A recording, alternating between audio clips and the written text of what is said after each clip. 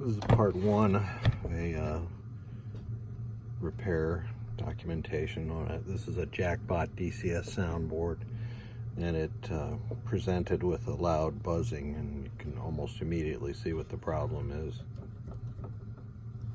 You can see that this cap is somebody's made an attempt to replace it in the past, and they've torn the through holes there, so I'm going to repair those and we'll be right back.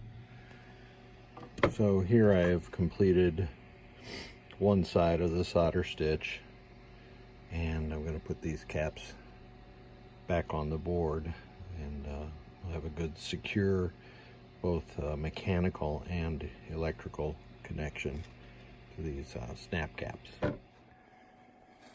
So solder stitch complete. She's never going to be a beauty queen anymore. Somebody saw to that when they ripped these caps out of the board. I also took the opportunity while the board was here, because I've seen these fail. Also, these 1 microfarad caps. The speaker signal passes directly through those. I replaced all these on the board, and next step is to test it.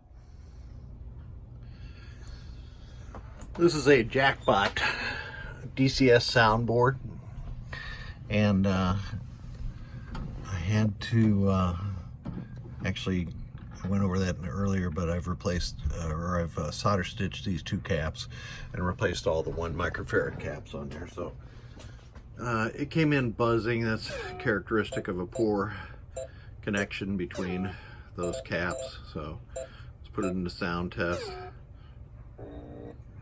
Whoops.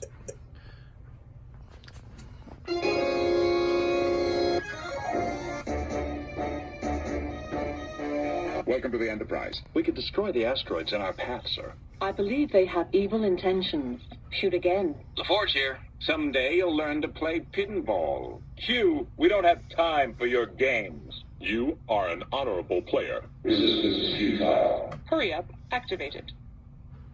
Fire photon torpedoes. So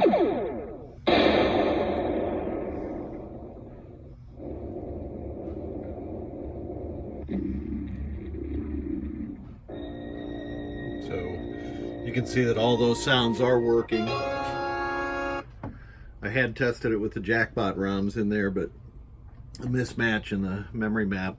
You don't get too many JackBot sounds when being driven from a Star Trek The Next Generation CPU. So I'm going to declare this board good and get it back to its owner. Thank you so much.